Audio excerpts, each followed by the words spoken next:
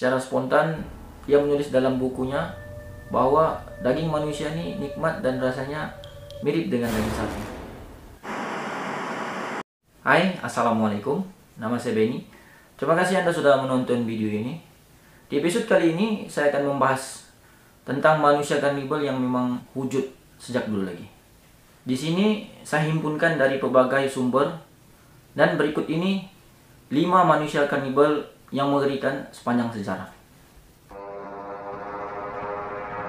Menurut Daily Mirror, seorang lelaki yang bernama Loy Bektong yang berusia 21 tahun yang tinggal di Barangay, Kasibol, Filipina, mengaku telah melakukan kanibalisme dengan menyantap otak seorang wanita. Menurut pengakuannya kepada pihak polis, ia melihat wanita itu berada dekat dengan kuburan, kemudian memukul kepalanya hingga pingsan dengan alat pemotong rumput.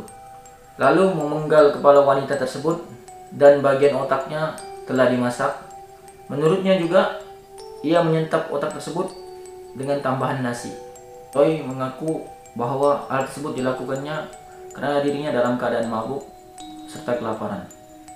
Sehingga kini, Loy ditahan di balai polis Talisayan atas tuduhan membunuh.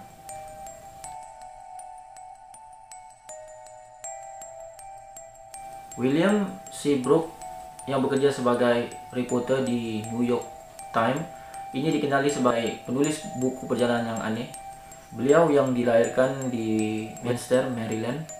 Dalam bukunya yang berjudul Jungle Way, mengisahkan secara detail perjalanannya ke Afrika Barat dan bertemu dengan suku Guer. Suku yang terasing ini dikenali sebagai salah satu suku yang masih mempraktiskan kanibalisme. Setelah selesai meliputi kegiatan suku Guer ini, tiba-tiba ia memiliki hasrat dan keinginan ingin memakan daging manusia. Namun, suku tersebut tidak mengizinkannya mengikuti dalam ritual tersebut.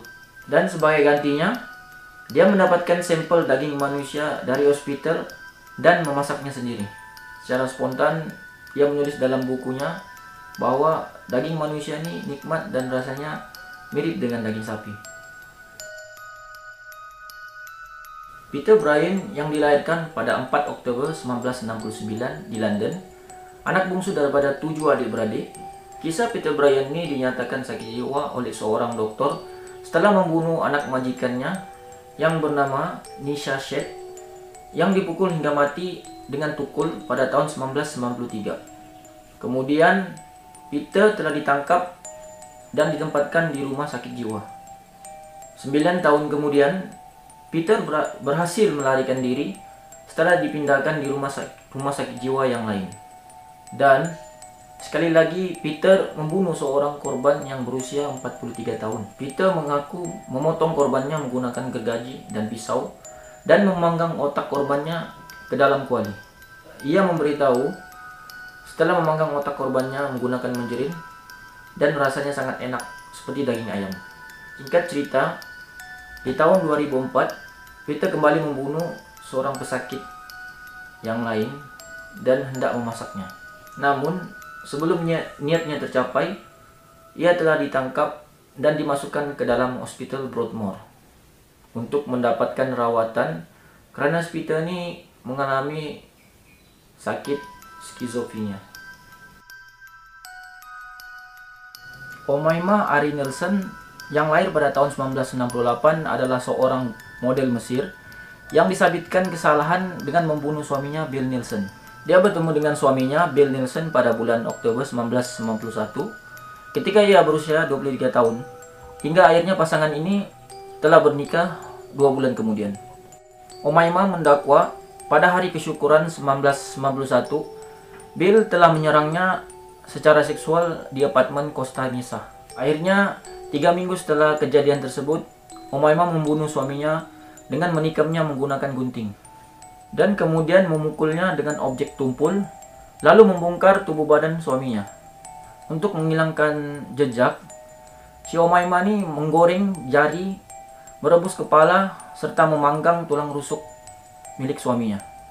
Pada akhirnya, Omaima telah ditangkap karena disyaki atas tuduhan membunuh pada 2 Desember 1991. Semasa dalam tahanan, Umaymah juga pernah mengakui bahwa daging manusia sangat manis dan enak setelah dia mencoba daging milik suaminya.